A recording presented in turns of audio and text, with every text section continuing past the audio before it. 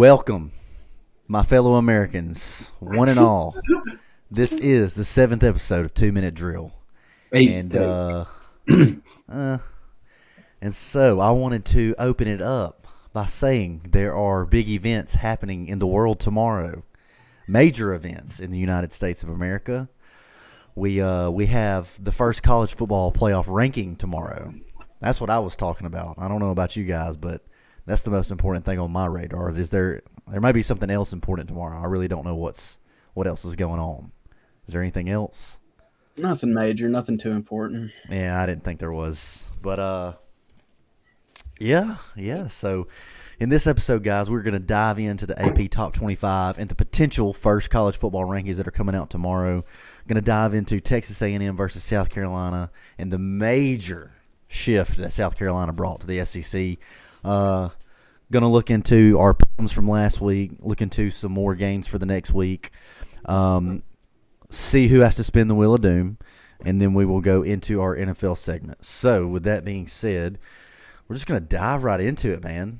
There ain't nothing to it but to do it. So here is the updated AP Top 25 from the previous week, with Oregon being your unanimous 1 at 9-0, Georgia staying stagnant at 2 with 7-1, Ohio State moving up 1 spot after their victory over Penn State, Miami moving up 1 spot, Texas moving up 1 spot, Penn State dropping 3, Tennessee staying stagnant at 7 after being on a bye week, Indiana with a big jump of 5 spots from the previous spot of 13. BYU, of course, staying still at 9. Notre Dame is actually down 2 spots. Alabama is up 3 at 11. Boise State is up 3. SMU with the largest jump of any team this week, jumping from 20th to 13 in this week's rankings. Then you have LSU, Texas A&M, Ole Miss, Iowa State, Army, Clemson, Washington State, Colorado at 21, still a contender in the Big 12, Kansas State, Pitt, Vanderbilt at 24 after a road victory over Auburn, and, of course, Louisville after their rout of Clemson. And with that, my friends, I open the floor. What do you think the first college football rankings are going to entail tomorrow? It's going to say a lot about who's going to finally get that 12th spot, I think. Indiana is still right now, Indiana's my second favorite team besides, of course, Alabama. I'm loving Indiana right now, dude. I'm hating Indiana. Yeah, Indiana is a team that we need to lose in a big fashion. But they need to get smacked. Yes, they need to get smacked.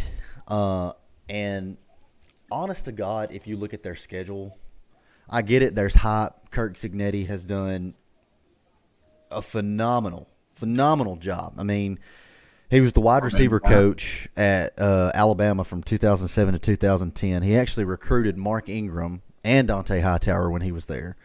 So,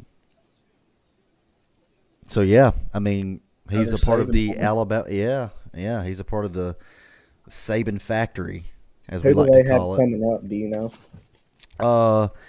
In fact, I do. They play Michigan at Michigan this week, so it will be an interesting game that we honestly need them to lose. But looking at their schedule, guys, I get it. We're all hyped up. Indiana, small school, whoop-de-doo. Who have they played? I mean, seriously, who have they played?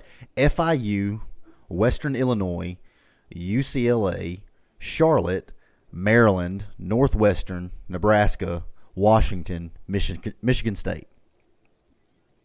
Who have they played? Their best win that they've probably got so far that you could probably give them would be Nebraska and Washington, if I had to throw it out there. You're going to find out a lot about over the next 2. That's probably the best that they've got on the schedule. I mean, there's nobody else besides those 4-4 Washington, sitting in the bottom tier of the Big Ten. That's brutal. That's probably their best win, besides Washington and Nebraska. Okay, and we're gonna kick it off. We're gonna kick it off early right here. We're kicking it off early in the cast with a little Randy from Mobile comment already Oh, on this very subject. So we gotta get Randall on the show soon. Randy called in and asked me how many teams in the SEC would be undefeated against Indiana's schedule. Every single Almost one of all. them. A lot. With the I'd say- exception of maybe Mississippi State, Kentucky. I mean, Georgia, Oh, waxing all of them. Alabama, waxing all of them. Texas, Yep. waxing all of them. LSU, Texas A&M, Ole Miss. I mean, Yeah. you got 6 or 7 of the top powerhouses in all of college football. I mean, who has Indiana played? And yet again, it just goes to show you that the SEC is different than other conferences because you have teams, and this is another question and another comment from Randy. You have all these teams in the Big Ten, like Ohio State, like Oregon, like Penn State. Now, Penn State and Ohio State just played in Ohio State and Oregon, but Oregon has only played Ohio State. That's a top dog in the Big Ten. All these top dogs don't play each other in the Big Ten, and so it looks like, oh my God, there's like 4 or 5 Big Ten teams who are they're a god squad. They should get in, but they haven't played each other. Whereas you had Alabama and Georgia, 4th game of the season. Ole Miss and Georgia coming up this week. You've got LSU, Alabama coming up this week. LSU, Texas A&M, South Carolina. It's just a slaughterhouse in the SEC, and that's just why it means so much more in the SEC. Yeah, I mean, I agree. I mean- If you throw a mid-tier SEC team into that conference, they're in the They run conference it. championship. They run it. I mean, I truly believe that. I really think if you put Ole Miss or you put Vanderbilt or you put South Carolina, you put Missouri would go undefeated against Indiana's schedule. Most definitely. South Carolina with Lenora Sellers would go undefeated against their schedule. So it's just the little things like that just it'll really get you fired up if you look at the grand scheme of things. Another The question whole from thing that- Go ahead. the whole thing that I think everybody's so hopped up about Indiana is just for the fact that this is the first time in school history that anything like this has ever happened. It's just like Yeah. the Cinderella story. Everybody loves So it. they broke the top 10 for the first time this year. Can anybody tell me the last year that they made a top 10 appearance in football? My heart's 1958. telling me they've never done it. I didn't think they ever did. 1969, they broke top 10 for 1 week. Daggone. The summer of 69. So, with that being said, Oregon, as the current rankings stand, we look at their best wins are Ohio State and Boise State. Georgia's best wins are Clemson and Texas. Ohio State's best win is Penn State. But Miami, that's another one that we need to look at is who is Miami's most impressive win this year? I'm pretty sure on the podcast alone, I have picked Miami to lose twice. I thought they were going to lose against Louisville, and I thought they were going to lose against Georgia And so Tech. it's funny that you bring up Louisville. So Louisville right now, for what it's worth, 6-3 Louisville is their best win, and Louisville was ranked, I believe, they were unranked when Miami beat them, but Louisville had been ranked earlier on in the season. They were unranked when Miami played them, but now they've crept back in after they, curb stomped Clemson. So with that being said, I mean, we got to be honest with ourselves here. If that's their most impressive win, and honestly, they should have lost to Virginia, and they should have lost to Cal. Yeah. And I'm going to go ahead and say it. The referees won them both those games with questionable calls at the very end of the game. So, I mean, if we're looking at strength of schedule and impressive wins, I mean, what do they – I mean, I get it. I understand they're 9-0. I mean, they're probably going to win out and play for an ACC championship, and you have to give that to them because it's a Power 5 conference. I understand that. But on the basis of strength of schedule and impressive wins, they don't have any. I mean, Louisville, yes, technically, but they were unranked when they play them. Yeah, but at the same time, if they're 9-0, what do you want them to do? That's Like, true. I mean, yeah, that's true. I They're said, handling their business. Like, I know. mean, I see both arguments. I really Yeah. do. But it's just like FSU last year in the ACC. They went 13-0, and then they proved to us in their bowl game with Georgia curb stomping them 63-3. Like, there's obviously a weight difference between SEC, ACC, Big Ten, ACC. So, and If that's Miami the other plays thing. Georgia right now, do you think it's another FSU Georgia from last year? I think it's closer than the score, but obviously I would think that Georgia would win by. They would probably open up as a 21 favorite. God, Nah. They would probably be like a 16.5 favorite. But I think that Georgia would beat them by 3 scores. With that, so the potential, I was looking at, it was either CBS's or ESPN's potential first rankings for tomorrow. And this was a thing that I wanted to bring up. I don't know how they're going to do the rankings because like we were talking about, the first 4 teams, like the first 4 seeds, like 1 through 4, are reserved for conference champion winners. So you make it to your conference championship, you win, you get an automatic 1, 2, 3, or 4 bid. And so with that, I saw a potential CFP bracket to where Oregon was the Big Ten predicted winner, Georgia was the predicted SEC winner at the 2 seed, Miami was the predicted ACC winner with the 3 seed, and they had BYU, who's undefeated in the Big 12, as the predicted Big 12 winner. And so then 5 through 12 was 5 Ohio State, 6 Texas, 7 Penn State, 8 Tennessee, 9 Indiana, 10 Notre Dame, 11 Alabama, and 12 is Boise State. Good Lord. And it has us playing Texas, Notre Dame playing Penn State, Boise State playing Ohio State, and Tennessee playing Indiana. I would like to see that. I know that wouldn't be a little Texas-Alabama rematch. how would you feel opening up with Texas? Ugh, that'd be scary.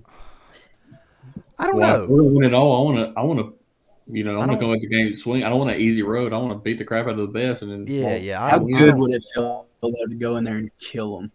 I don't necessarily that's so think that nice, Texas dude. is all that. I mean, Texas I think they're struggled about with like that. Texas struggled with Vanderbilt. I mean, obviously we got beat by Vanderbilt, but still, Texas versus Georgia really showed you their place in the hierarchy in the SEC. And do I think that it's a good game? Yes. Do I think that we win if Texas hosts? Probably not. If we host, yes. So it's just one of those. So I feel like they're about like us. Like you've seen the struggles, and since we're on, the Bama bus, of course, couple potentials. I think, I know all 4 of us were talking after this week. I think if we win out and take care of business, no problem. There is a couple things that could turn out to be a nightmare scenario for Alabama, even if we do win out. So a nightmare scenario would be Texas wins out, okay? And let's say Georgia loses to Ole Miss this week, but then they win out the rest of their games. And then you have Tennessee lose to Georgia, and Ole Miss and Alabama both win out. That puts 4 SEC teams at 10-2. 4 SEC teams at 10-2, with Texas being your leader at 11-1. So Tennessee would more than likely get I guess it depends on the head-to-head, but it's between Georgia and Tennessee to go to Atlanta at that point. But chaos. That would be absolute chaos. If you have 4 SEC schools at 10-2, with Texas being 11-1, that would just be a nightmare scenario. But I think a couple of things that you have to look at. Georgia's next 4 games, the next 2 really coming up, at Ole Miss and versus Tennessee. You have seen the last couple of weeks from Carson Beck just a complete regression in his game to where, he threw 3 interceptions against Florida the other day. And so I think, I wouldn't be surprised, if Lane Kiffin finally gets his big win this year that he's been needing. There was some people that were calling for Carson Beck's head this year. When he's locked in, he's one of the best in college football. Don't get it twisted. Yeah. He has his moments. He gets rattled for sure, but when he's locked in, he's pretty good. Like, Yep. You seen that against us in the second half, like dotted us up like it wasn't nothing. Yeah. I seen people giving But- him a bunch of crap because he threw those 3 picks and then done a little Lambo leap into the crowds. If you're winning, If Yeah. Ole Miss does beat Georgia this weekend, does that not put Texas A&M and Tennessee? Like, if the season ended after this week, Yes. it would be Texas A&M and Tennessee in Atlanta. Yeah. Well, I think Tennessee plays Florida this week or Kentucky. I can't remember who they got coming up. But I think that with Texas A&M, if they win this week, like you said, if Texas A&M were to win this week and Tennessee were to win this week, then they would go. God forbid Tennessee wins the conference championship. Bro, I it don't- will be a nightmare. I would say that's I gonna don't- cause some issues there, man. I really don't want to see. I don't think they will, I wanna because see- here's the thing that would be very, very good for us is I wouldn't be surprised if, because Georgia pulls Tennessee at home this year, I wouldn't be surprised if Tennessee absolutely gets curb stomped by Georgia at home in Athens. I wouldn't be surprised if Tennessee turned right back around the next week and got beat by Vanderbilt, because that's who they play next. Yeah, Every mean, game that Tennessee has won this year is like a one-score game. Yeah, exactly. Yeah, I mean, I yeah. really would not be surprised if they tuck their heads and just got beat by Vanderbilt, which would be good for us, because then that's 3 losses for them, 2 losses for us if everything goes to plan and we win out. I mean, we're an automatic shoe-in because they're 3 losses to our 2. There's no head-to-head there, but it's been a crazy college football season. It's crazy. it's the most balanced. I feel like I've seen it in forever. Another crazy team to look out for. SMU. Mustangs, baby. First year in the ACC, and they are 5-0 in conference play. I mean, they are up there with Miami leading the ACC. I mean, Rhett Lashley, he's got the gang going. If you don't know, for those listening, oh yeah, huge win over Pitt this last week. I mean, they ruined Pitt's undefeated party. So for those of you who don't know, Rhett Lashley actually coached from Auburn from 2013 to 2016 as the OC. He was their offensive coordinator when Malzahn was there. He then moved to UConn in 2017. He actually was the coordinator at SMU in 2018, and then he went to coach Miami in 2020. And then he was hired back as the SMU head coach in 2021. So his record, guys, 7-6 in 2022, 5-3 in conference play. But this was when they were in the American Athletic Conference, so the AAC, not the ACC. First year, 7-6, 5-3. Next year, 11-3, 8-0 with a conference championship in the American Athletic Conference. This year, first year in the ACC, they're 8-1, 5-0 in conference play. Sleeper team. Better watch out for them. I feel like it started out as a joke, like I was talking about them and kind of rooting for them, but like they look good. Yeah, they're a legit contender. I mean, Crazy. go and do what you did. It's crazy to against hear Pitt. that out loud. Yeah. Oh, yeah. SMU, man. Look at Oh, that. yeah. So, with that, we are going to move to a little SEC matchup from the previous week. So, I called it. Me and Randy from Mobile, we called it. It was just one of those games that set up well for South Carolina. Everything, I mean, and it really wasn't just like one of those games where all the stars aligned. It just South Carolina whooped that rear end. Bad. They killed them. I mean, it was Bad. freaking awesome. I loved every second of it. I was the biggest Lenora Sellers fan you could ever He be. looked good, man. He looked quick. That dude is the No. truth. That dude's the truth. And, you know, they run their offense just like the Baltimore Ravens. And it is beautiful. Beautiful. So, as far as looking at offensive production, South Carolina had 530 yards of total offense this game. Insane. and they had 9 plays. South Carolina now, 9 plays of 20-plus yards of explosive plays. So 20-plus yards is categorized as an explosive play, and South Carolina had 9. On their receiving end, they were 18.8 yards per completion in this game. Not to mention their run game with Rocket Sanders, oh my gosh, 20 carries for 144 yards and 2 tutties. Lenora Sellers, 15 carries for 106 yards and 1 tutty. I mean, you couldn't have asked for a better standout from them two. Yeah, just ran it down their throat.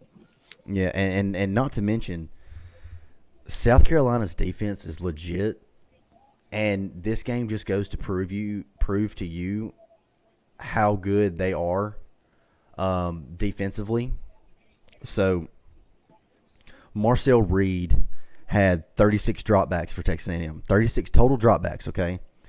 He was hurried or pressured or sacked on 21 of his 36 dropbacks. That's 58%. Boys were getting after him, dude. They were getting after it. Kyle Kennard, defensive end, 5th in the FBS for sacks at 8.5. On the other end, Dylan Stewart, tied for 25th in the FBS for 5.5 total sacks this season for South Carolina. South Carolina is 3rd in FBS in total sacks at 31. Their defensive line is legit. That defense is just hard-nosed. And I'm not taking anything away from Texas A&M because their defense is just as hard-nosed and just as salty and just they'll get after it, but they were non-existent in the second half of this ball game. I mean, South Carolina outrushed Texas A&M 286 to 144 in the total game. The Texas A&M offense only had 25 yards rushing in the second half.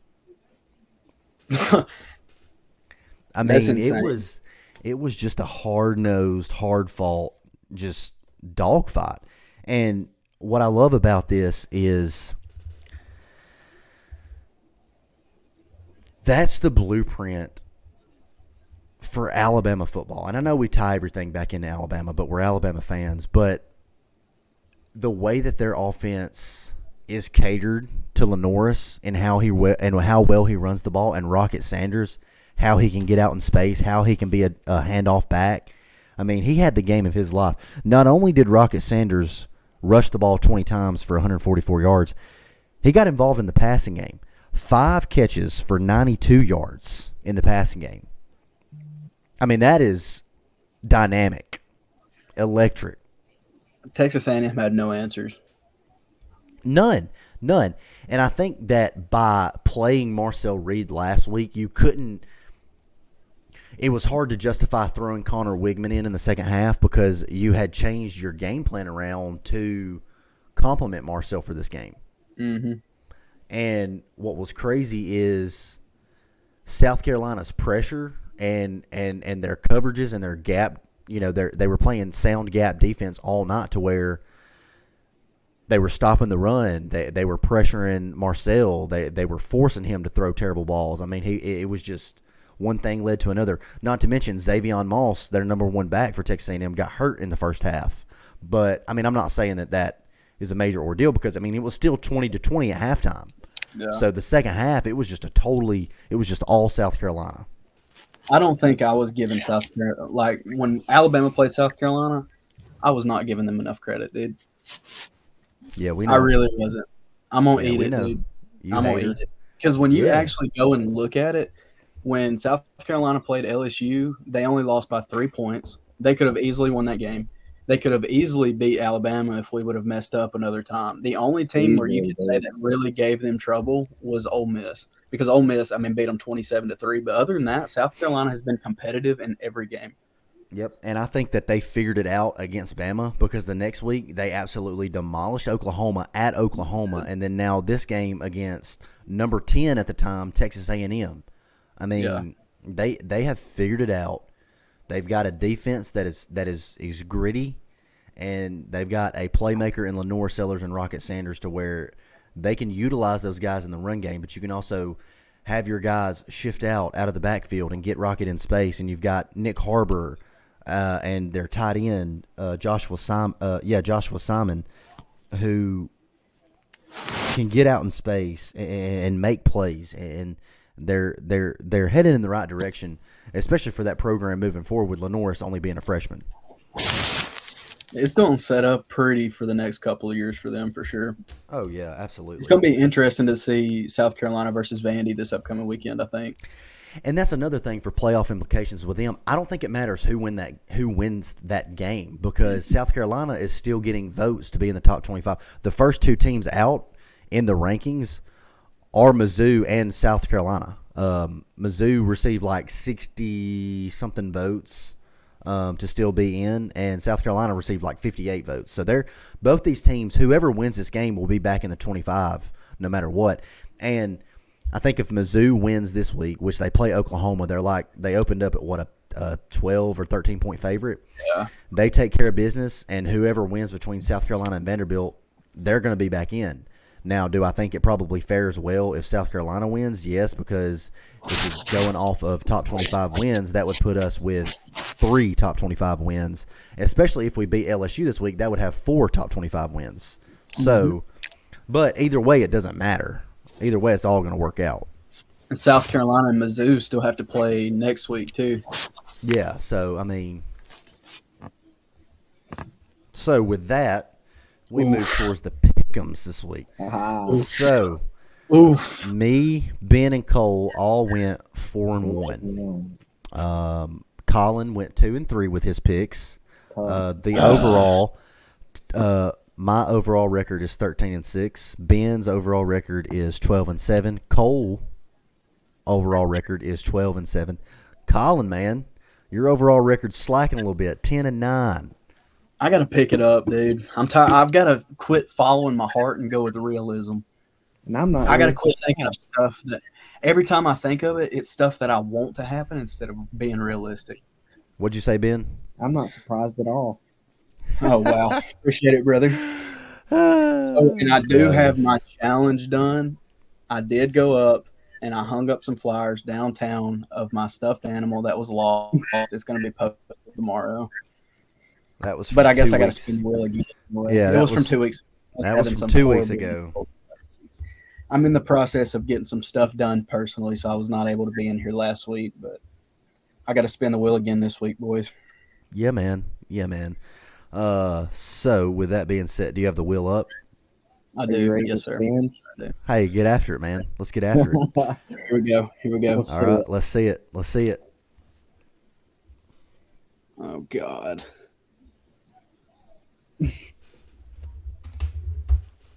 Two 10 push-ups. 10 push-ups. Dude, that's weak. Okay, I'll spin it again. I was trying to find what to fill it up with. I'll spin it. I think What you kind should of do. challenge is that? I think you should have to do TikTok dances. Oh, you're frozen, Colin. What is it? What is it? No, don't be changing I it. don't want to do it. Show What it. is it? Show it. See how many of something from the other's choice you can fit in your mouth. Yes! Yes! All right. So look, we'll have to video it a separate time. But Ben, you know what to do, right? We'll come up with something We'll good. come up with something good. And not only will the video of the stuffed animals be posted tomorrow, hopefully the video of you shoving something in your mouth will be posted tomorrow Of our picture. of our picking. Oh, don't worry. We will convene. We will convene. All right. So with that being said, we've got a pretty decent slate of SEC games coming up, and I mean we're so biased for the SEC that usually that's the pick'ems games that we do. Is just mostly SEC because of the implications on Alabama. So with this week's pick'ems, you got Florida 4-4 at Texas, who's 7-1. That's your 11 a.m. kick. Number 2 Georgia, who's 7-1. At number 16 Ole Miss, who's 7-2. That's your 2:30 slate kick on ABC. South Carolina, who's 5-3. At number 24 Vanderbilt, who's 6-3. That's the 3:15 slate on SEC Network. Number 11 Alabama 6-2 at number 14 LSU 6-2. 6:30 p.m. primetime ABC. College Game Day will be attending. Playoff implications are abroad. I didn't know that Elimination they were- game. I didn't know that they were going to be in Tuscaloosa this week. That's fire. No, they're at Baton Rouge. The game's at LSU. Oh yeah. I'm with you. Okay, cool. So, with that being said, I figure we'll talk a little bit more in depth with Alabama. So let's go ahead with Florida at Texas. Give me Texas. I don't think there's any way Florida can go on the road against Texas and beat them. Give me Texas. I think they're going to win by 3 scores. Wow. I really do. Ben? I also agree. I say Texas. Texas, you say? Texas, okay. Yeah, at Texas in Austin, you got to give me Texas. I think that coming off of a bye week has probably done Texas some good. I believe it was their bye week. I'm almost certain it was. Yeah, but coming off of a bye week for Texas, Florida, I mean, they've been playing some ball, man. They did some things against Georgia that I was really surprised with pressuring Beck, forcing turnovers. Wouldn't be surprised to see a little of that against Quinn Ewers, but even still, I think Texas comes away with it. Right quick, do you think this game goes a different way if it's played at the Swamp? Just curious. You think it's closer? No, I No. personally don't. no, probably not. I don't think that. Yeah, I don't. Nah. Nah, Yeah. All right. Cool. Just one. I don't think. I want to know what their. I'm looking up the SEC standings right now because I'm curious to see what their home record is, and it is. They're 3-2 at home this year, so 2 losses, 3 wins. So, I mean, I really don't think if they were undefeated and 4-0 at home, I would be like, okay, yeah, maybe playing at the Swamp would influence it a little bit more. Now, I personally. The Swamp is loud. The Swamp is insane. It is nuts. It's crazy. The way that the stadium's set up, the fans are right on top of you. You can't hear anything when they're just going nuts.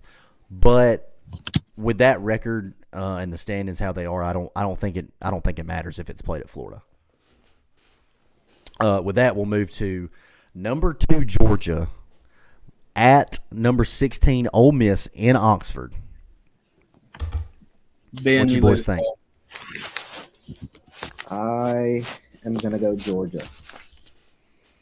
Georgia, UGA. Okay. Colin. Am I crazy for wanting to pick Ole Miss really bad right now? See, this is one of those things I'm talking about. I really want Ole Miss I want Lane to get his first big win, but can they do it is the question, bro. I'm What you going, think? yeah. Nah, Who you I'll going spin with? the wheel again. Give me Ole Miss. I'll spin the wheel again if I have to. Yeah, man. Give me Ole Miss. I want Lane to get it done. You see, this makes me want to pull a Pat McAfee, man. Who's that coming down the track? It's the Mean Machine in red and black.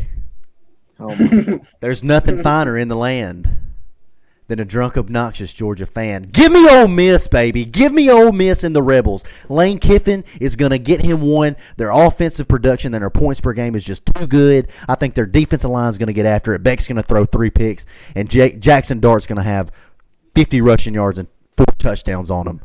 Give me Ole Miss. This is gonna be Lane's win. I can feel it, bro. Yeah, I think with it being at home.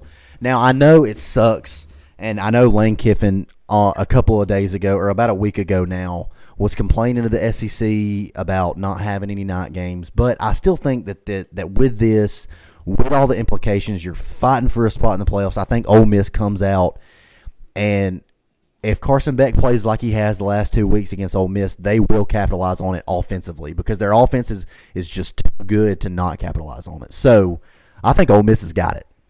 I hope so. Now, this is another question that I have for you too. if Ole Miss does beat Georgia, does that look worse on Alabama? I don't think so. Does that like tarnish our big win? No, I don't think so. It just shows how difficult it is to win in the SEC on the road, and it makes our road losses look better because Georgia's 2 losses came on the road. Our 2 losses came on the road. I mean, That is very true. so with that, South Carolina at number 24 Vanderbilt. This is the 3:15 slate. What you think? This is a toss-up for me. I feel like this game's going to be insanely close. I think it's going to be a defensive struggle. Now, if Lenoris and Rocket Sanders play like they do Saturday, won't be close. It won't be close. But the kicker is, can their defense adjust on how to stop the triple option? And see, this is another thing that Alabama was at a disadvantage because nobody had Vanderbilt on their radar when we played them. Nobody. We had come into that game, and obviously we were hungover from Georgia, but also all these other teams that are playing Vanderbilt close, Texas, Kentucky, Auburn, all these teams that are keeping it close, they've had to put Vanderbilt on their radar, and they've had to dive in on how to stop the triple option. We were sort of, and I'm not making an excuse, we still got our rear ends just absolutely whipped at the line, but we also did not have them on our radar as an actual threat, whereas all these other teams have had time to, say like, okay, Vanderbilt's legit, 6 wins on the season. They're going bowling, hey, for the first time since 2018. So, but I do think, and I'll go ahead, I think that if Diego Pavia is on point, if the offense, if Cedric Alexander plays as well, because I know Cedric Alexander was a little banged up in this last one, the running back for Vanderbilt. I think that if they're on point and South Carolina's defense doesn't adjust, Vanderbilt will win. But I'm gonna go ahead and take South Carolina in this one. Yeah, yeah. For a second, I was gonna go, or I thought you were gonna go Vanderbilt, and then I was like, oh, okay, I'm gonna be opposite of him, so that way we'll have a little tiebreaker. But I'm gonna go South Carolina too. I think South Carolina's they figured it out. I'm also going to go South Carolina. I think they've got it. Could be very, very, very close, though. I just think that with Dylan Stewart and Kennard, I just think that their defensive front against Ole Miss's offensive line, because this game's going to be won in the trenches. It's going to be who gets pressure on who can stop the run, who forces turnovers, who gets stops on third down. So it's going to be a trench battle this week for this game. So, and I think South Carolina defensively in their trenches will outdo Vanderbilt. The main one, the big one, the provincial powers of the SEC going at it at Death Valley. Night game in Baton Rouge. We're going to set it off with Boosie on Saturday in LSU, as they like to sing down there. So, with this, I do kind of want to dive in, a little bit and talk about some keys for the game. But before we do,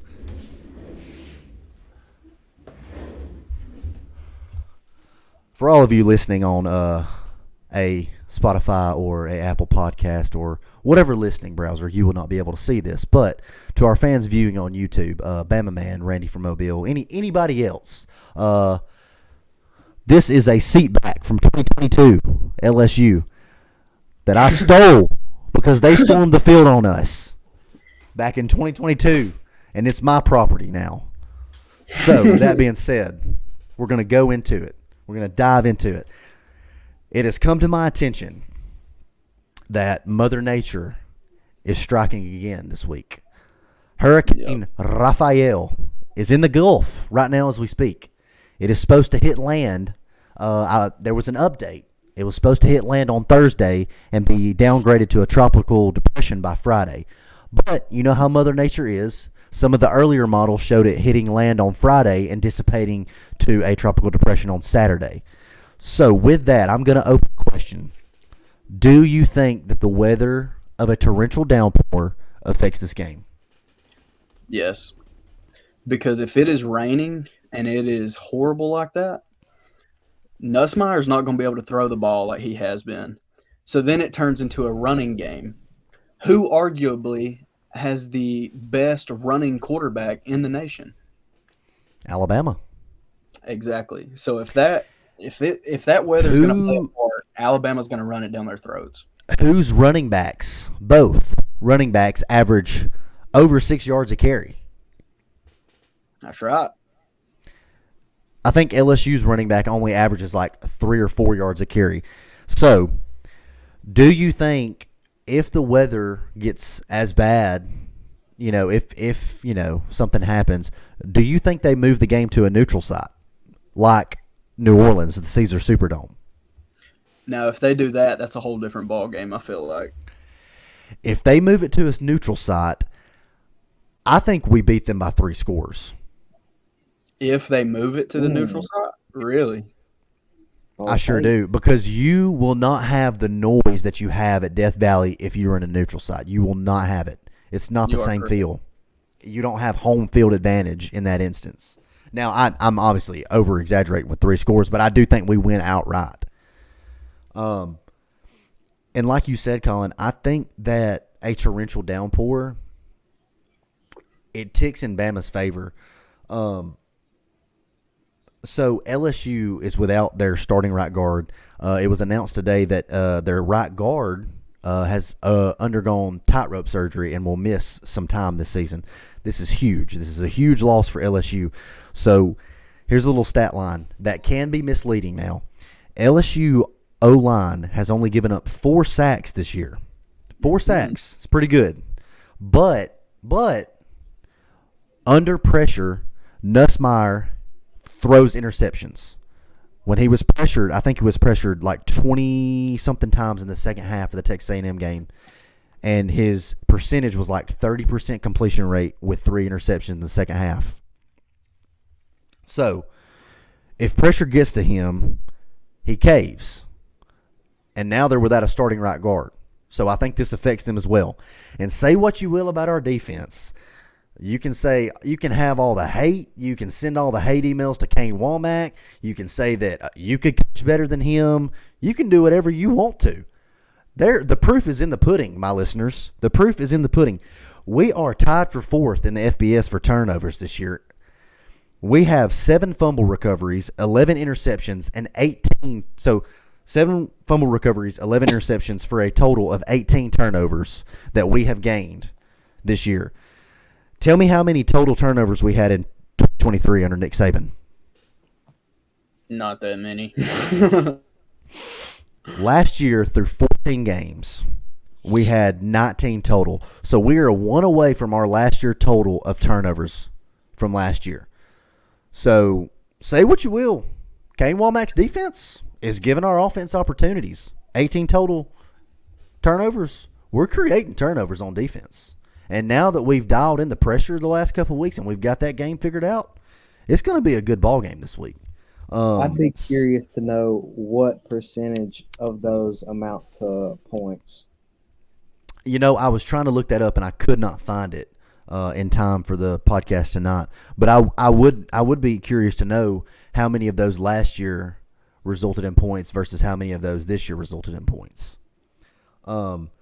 Big difference. So like you said, that would make run game this week, even if it doesn't rain, even if it's dry as a bone and we play in Death Valley, run game for Alabama is key.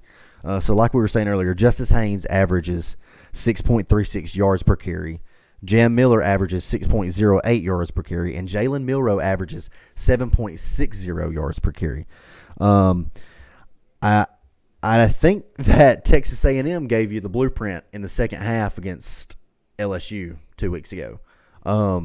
Texas A&M had 236 yards rushing between Marcel Reed and Xavion Moss in the second half alone. So I think that's what Bama has to do this week in getting their run game going. And what we have to do is we have to disguise our run game. A lot of times we're so vanilla. We come out with 12 personnel with a tight end on the field, and we try to run it up the gut, or we try to run outside zone. And I think you'll see us try to disguise it. We'll do like we did in Missouri, and we'll get guys out in space. We'll throw a bunch of screens. We'll widen out their secondary. We'll make those linebackers second guess. And then I think you'll see us really open up this week. The only thing that concerns me the most is like Jalen Milroe, when he's running the ball, he's phenomenal. But how many of his runs are just like scrambles and him improvising? Like, how many like total run plays are they actually calling for Jalen Milroe? Is it a high number? Because I genuinely don't know. I'm just asking. I would like to think that it's a high number. I think it's decently high. Because if you notice, we call a lot of direct QB outside zones like that. That's in the red zone. In the red zone, 20 and in, we love a pin and pull play. We love pinning the defensive end and having a guard and two guards pulling, running just a straight outside zone with him, getting him outside, getting the two blockers and letting him do his thing. So I would like to think that percentage is high of him, just doing. Them actually not to mention all the inside zone reads and outside zone reads we do that where he's reading the defensive end and handing it to Justice or Jam and if they bite on the run, him pulling and going out. I would honestly like to see him pull and go more and not hold it as long. I mean, I know in the previous game he did a little bit better against Missouri, but there were some times where guys were covered up. His first, second, third read wasn't there, and he was holding it, waiting for something to open up. I would like to see him take off because that's where you can get, just chunk change in yardage. I mean, you can get 20, you can get 30. That's where he can make plays, and that's kind of how Lenoris did it the other night against Texas A&M. Most of his dropbacks resulted in him picking up yardage on his feet because of the pressure that they were trying to get, and they weren't containing him in the pocket. But with that being said, give me a Roll Tide. Alabama wins this game in Baton Rouge at night in Death Valley. Score is going to be a low-scoring game. Nah, it's not going to be a low-scoring game. It's going to be a decently scored game. Score is going to be 29-24 Alabama. 29. I was thinking it was going to be a little bit higher than that. I could honestly see like a 35-24 game. Us getting like a late score to put the dagger in them. I'm going to go Alabama too.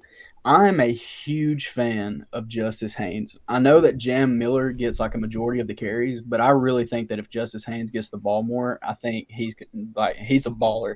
And then Jalen Milroe, it's going to be him, Justice Haynes running the ball all over him. LSU's defense, I think, is only ranked like 48th as far as like rushing defense. So yeah. I think that if we can sit there and run the ball, I think we're gonna handle them. Only thing that worries me is if Nussmeier gets going. So we're gonna have to rely on our defense. I feel like. I trust our defense, man. The way that we create turnovers, it ain't gonna be no thing. Especially with like you said, that right guard being out, that could play a big impact. Hopefully. Yeah. I know that's horrible to say, but I mean that's still a big loss for them. Yeah, that definitely hurts them. Benjamin. Roll Tide. There you go. Roll Tide. Tide. Hope we come out and just obliterate them. And that's the thing, man. If we come out looking like we did first half of Georgia, run it. OVO. I said that a couple weeks ago. We looked so good. If we play like that every game, they don't stand a chance. And even then, I think when the play calling caters to Milroe, in every instance, it gets his confidence going. It opens up those deep balls that we were hitting earlier on in the season. I mean, but you have to get him going with screens. You have to get him going with read options. You have to get him going. Why don't we slip a running back out in the flats or do a little jet sweep to Kendrick Law? Let's not just run that one time a game. I mean, I think hopefully this week our offense just opens up and we just see movement and some motions and we just open up the play calling. If I had to guess, we've got some nice schemes drawn up this week. especially would hope coming off so. of a bye week. Hopefully we got them boys ready. That's one thing that's been so And frustrating see, for me, bro. Run, swing, play actions. yeah, man, I and think we're that's gonna see it all that's the those. name of our game is we should run it like that. We should try to run outside zone, but yes, when outside zone's not working, let's run a fake jet sweep, fake it to Kendrick, and run an outside zone the opposite way with Milrow. I mean, we can do so much with a dual threat quarterback. There's just so much more options you have, and his arm is not bad. It's just those intermediate throws that he struggles with. But once you get a safety walking down to try to stop the run, or gonna be the open, nickel, yeah, I mean it opens up those deep looks. So, and I'm glad you said the bye week. This is what gives me confidence for this week is we beat Georgia coming off a bye week as well. Yeah. So We look like a completely different team after that too, dude. yeah, so. I just With hope our that- play plan is on point. Oh, I for sure, and I really think that bye weeks, and I'll tell you this firsthand, just from experiencing a bye week as a worker, it does so much for guys' mental health. It does so much to just rest your body. You get a Saturday, a Sunday off, a Friday, Saturday, Sunday off. You can just hang out. You can just be a college kid. You don't have a football game to play. It does so much for the morale of the team, and I think it's really going to help the guys this week. It would almost like I've never experienced it, of course, but if like mentally, if I was in that position, it would almost feel like the first game of the season again. Like you just come back and you're refreshed, like you're ready to go. Yeah, and it almost does feel like that to where okay, like we've had a week off. Now you've got that fire back. It's like, man, I haven't played football in 2 weeks. Like I'm ready to go play a game again, and so I hope that's what it kind of gives them that spark this week on offense and defense. Sure. And with that, we move into everyone's favorite segment. This is Ben's Trivial Trivia. I do like this segment. I like this one a lot. All right, Ben, what do you got for us tonight, Benjamin? All right, Good. I've got 3 questions. All 3 of these questions are going to pertain to players who played a specific position in high school and then later transitioned on to play a different position in the NFL. Okay. This is gonna be hard for I don't follow high school ball like that, so it's gonna be a little bit harder for me. Of high school to college range. Okay. So, question number 1. This one you guys might have a good chance of getting right.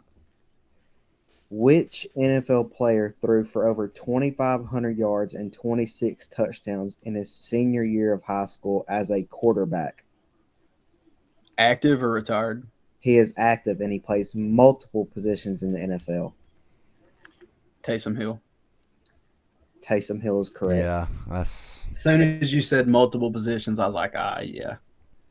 Boy's a dog. I did not also realize, fun fact, did y'all know he was 34 years old? I did not know I that. did not know that. I thought he was younger than that. boy old. All right. Question number 2. Which NFL star had over 1,000 receiving yards in high school as a senior, but played quarterback in college before transitioning to a Pro Bowl wide receiver in the NFL? Active or retired? Retired. You said he was a receiver in high school, a quarterback in college, and a receiver in the league? Yep. I want to say Julian Edelman. Because Mhm. Julian Edelman played quarterback, but I quarterback. don't think he played it in college. Braxton Miller? I don't know. That's kind of a wild guess. I know he played for the Browns for a little bit as a receiver. older, way older. Not Way way older, but older than Braxton Miller. Larry Fitzgerald.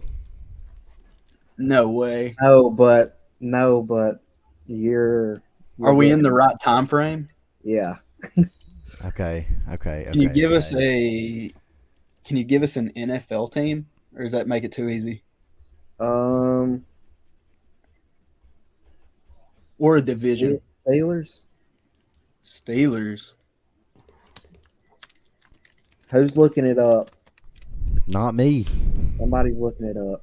No, not me. I'm trying to guess it. I mean, Another tip. He's also bald.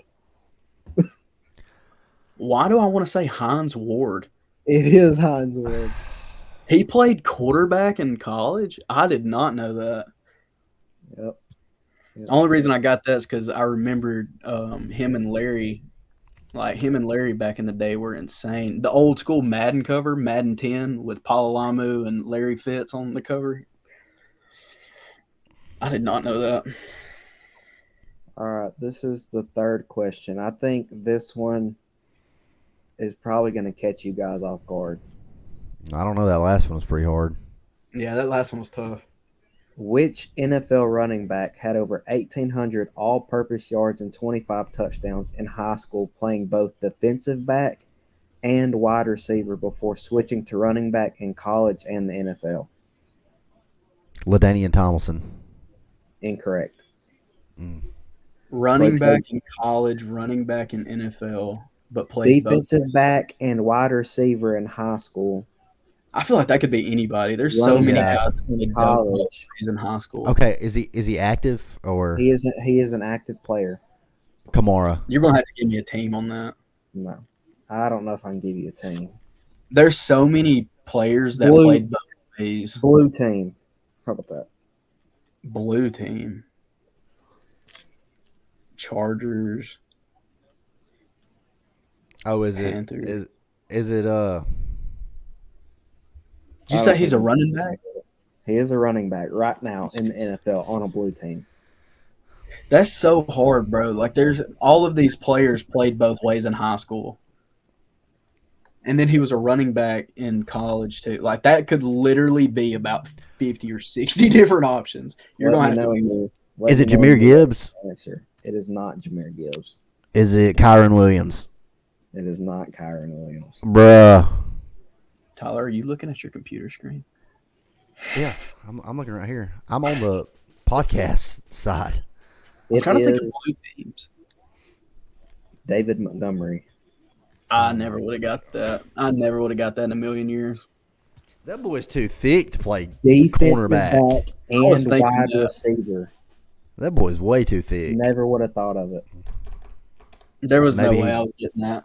Maybe he was. Maybe he ate his Wheaties in college. I don't know.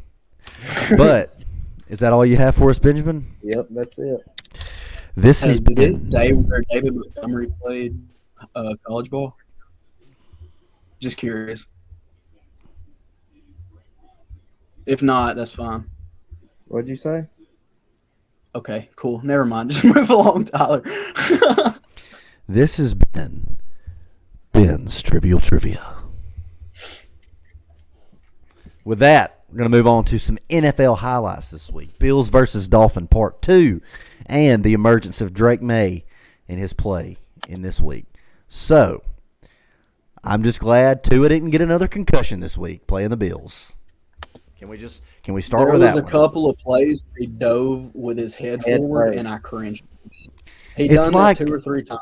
It's like this man has a death wish. He physically can't slide. He can't do No. it. He's thinking that though mid-game. Oh, of that. God, There's dude. no way he's thinking about it. I don't know how you can't think about it. I mean, dude, you've died 4 times on the field almost. And he You got to still think dived though, with his head if, forward. if it's 3rd and 2 and he's a yard away from the first down, do you think he's thinking, "Oh, I better slide feet first," or "Oh, let me just dive head first and get this first down"? There's At no this shot. Bro, just dump it off to somebody else. There's something. Yeah, I mean, he's got a. I don't know. Speaking of that, what do you think of Olave and his concussion history? He's Yeah. getting up there too, dude. Yeah, He's had more than what people think. Nobody thinks about him. Dude, no, he's up there, bro. Like, what is it? 3 now? no, I think it's more than that. No way. Tyler, that also hurts you in regards to fantasy, bro. He got that Yeah. concussion early, and you had him Norton. Yep, I sure did. 2 points. Yay me. DeAndre Hopkins just It- scored another touchdown. Good for him. There is also a crazy statistics. I'm Tyler. You might have it because you're way more prepared. But aren't the Bills like on an insane win streak right now against the Dolphins? Um, I think I saw Bill- this the other day. I'm pretty It, sure that Josh Allen is like dang near undefeated against the Dolphins. This was a good game, dude. Look What it up game? real quick.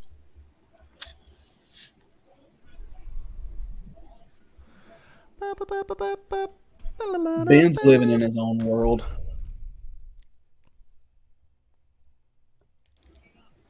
The Bills are on a 6-game win streak against Miami, including the playoffs. The Bills, the Bills are 9-0 at home versus Miami since 2017, and the Bills are 15-2 versus Miami total since 2017. I think that's what I saw. It was like Josh Allen has only ever lost like 2 games ever to the Dolphins. That's why everybody always bets on the Dolphins whenever they play. Like it's almost guaranteed. Oh yeah, for sure, for sure. How do you think? Did Amari do anything this game? I don't think He was Amari's. hurt. Of course. He didn't play. Yeah, His he was out. wrist was something with his wrist. Yeah, he was Devon out. A-Chain looked insane this week. Yeah, he he is- did. He did. If you look at the production on that offense, every time Tua is in there, it is a night and day difference. As It's far as so Tyreek wild. ain't anything, bro.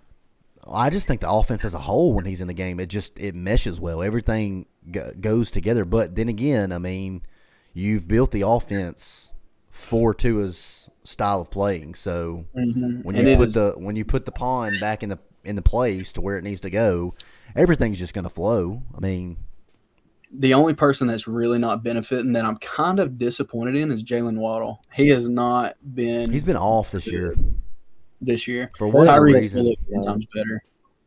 Do what, Ben? There's still time though. Yeah. There is. Oh yeah. There is for sure. But the Bills, they're on that division also looks kind of crazy too. I'm pretty sure the Bills might run away with it because everybody thought that the Jets was going to be the favorite in that division, but I'm pretty No. sure it's going to be locked in as the Bills now. The only people that can really New England might they might have already lost 2 games. I see it on your little thing. Drake May, his progression has been incredible. Yeah. Yep. And I mean, he kind of reminds me of Mac Jones a little bit. He's. Is I it don't the think number he's. 10? Well, no, but I'm just saying. I don't know if it's his style of play, or what. But and I feel bad for Mac Jones, but the way that the spark that he brought to this offense, and just the grit in this, and they I really wish they would have won. That would have been awesome. But the final play to where he just was dodging people left and right and threw it up. I mean, it was great. Yeah, it was. He's pretty nice. finally given New England fans hope. I feel like these last couple of years for New England has been absolutely atrocious, and I feel like they finally think that they found their guy. And Gerard Mayo, bro, for him to finally find his quarterback. Did you know that Robert Kraft, even before Belichick retired, he handpicked Gerard Mayo for like 2 or 3 years before Belichick retired and was like, "You're going to be the guy." Like he came out and said it like he thought he was basically training him to be the next head coach for the Patriots, which I like a lot. If you give him another couple of years, he's a homegrown guy. I think he's going to get it turned around for him. Yeah, I think so too. I mean, it just all depends on staffing, and if they don't screw him like they did Mac. But I think that was sort of a Bill Belichick. Just I don't know if it was spur of the moment. I don't know if it was just a salary cap money sort of deal. I don't know, They but bashed a lot, I think, dude. But when you bring in a defensive coordinator to be your offensive coordinator, I mean, you're setting yourself up for failure. Agreed. So Especially in the NFL, like you can't do that. no, The game is so much faster, and it's such a different game that you can't do that. And Belichick, from all the stuff that's come out, I feel like he is so power driven. Like the decision to move away from Mac Jones if it was what he thought of, he was going to do it no matter what any of his coordinators, no matter what anybody said. It was like, okay, this is what I'm doing. So it was like he gave up on Mac Jones just Yeah. to give up on it. Mm-hmm. And But- with that, we will transition over to Colin's best bets. Colin, your previous record was 1-2, and your overall record is 2-4. So, We're losing money right now. We're down. yeah, absolutely. So, give us your All right. best bets for college and NFL. All right. My 2 for college, this actually goes hand in hand with my pick'ems for this week. So you can actually get Ole Miss right now for plus 115. So they are the underdog. Georgia is favored by 2.5 points on the road, and I think Ole Miss wins outright. So I'm taking the Ole Miss money line at plus 115. My second one is also Tennessee versus Mississippi State at Tennessee. The spread is minus 24.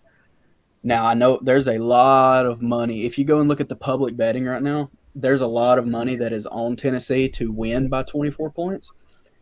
Every single game that they've played has been a one-score game, even against Florida. And Mississippi State against the spread this year has been phenomenal. Exactly. I mean, they have covered the spread like, I want to say almost, if not all of their games, it's been close because they covered the spread against Georgia. They covered the spread against who was it? They ended up losing, but they covered the spread to somebody else that I know. I mean, they've been phenomenal against the spread. That's going to be my second one. It's going to be Mississippi State plus 24. Now Tennessee may win by 21. They may win by 17, but I genuinely don't see Mississippi State losing by 24 points, especially when given the history of both of them. Yeah. So that's my 2 college ones. My 2 NFL ones. NFL is so hard to bet on. I feel like my first one is going to be the Thursday night game. It's going to be the Ravens against the Bengals. It's played at the Ravens. So the Ravens are favored by 6 points. I genuinely think that the Bengals are going to keep it close. I think that the Ravens may win by a field goal just because Joe Burrow, he's finally seems like he's coming along. He has literally threw for like 5 or 6 touchdowns. I think it was 5 this past week. There's 5. And if I'm not mistaken, I think that the Ravens pass defense is literally like ranked 25th out of 32 teams. Like their pass defense has been atrocious, I'm pretty sure. Don't quote me on that. What's the Bengals run defense?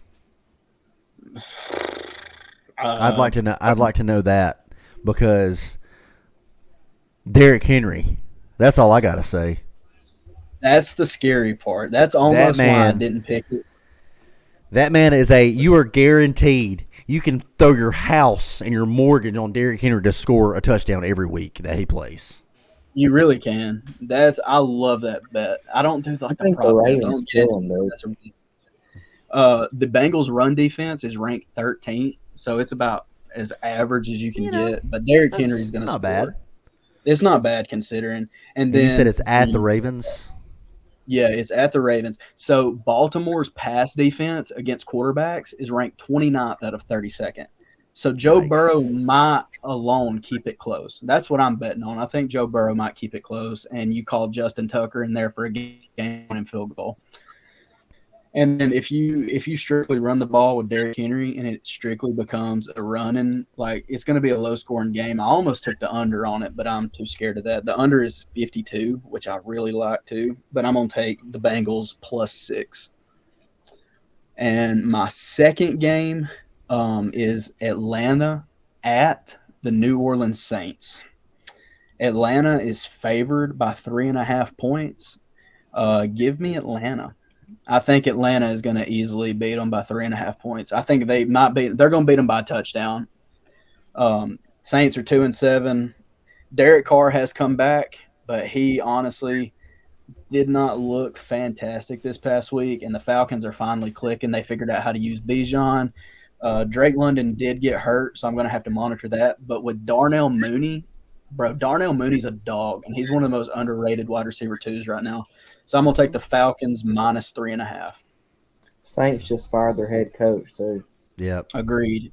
And well, this is another statistic too, as far as bets go.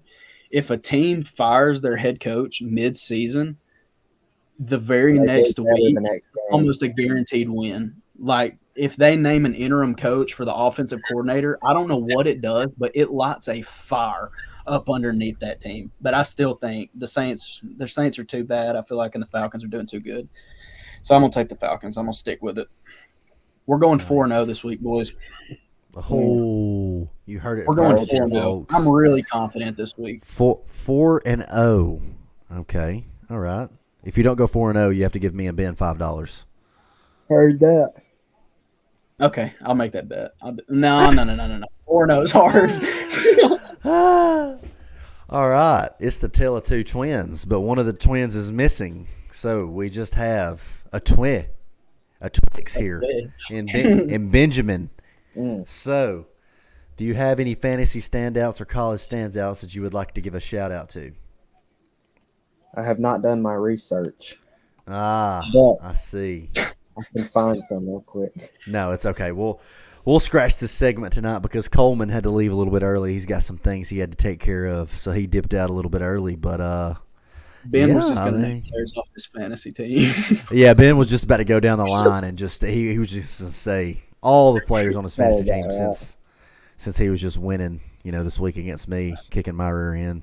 I hate my fantasy team. I hate it. This has been a terrible year for me. Me and you are literally in this exact same boat. I'm pretty sure we're tied. I think we're 3-5 now, I believe. Yeah, I think. I mean, I have the head-to-head win over you though. You are correct. I got you again though, later. I'm battling for that third spot, baby. It's Just going give me that. to come down to me and you. If Ben keeps winning, it's going to come down to me and you. So I unless we know. split, you're going to get me though on the head-to-head if we end up doing it though.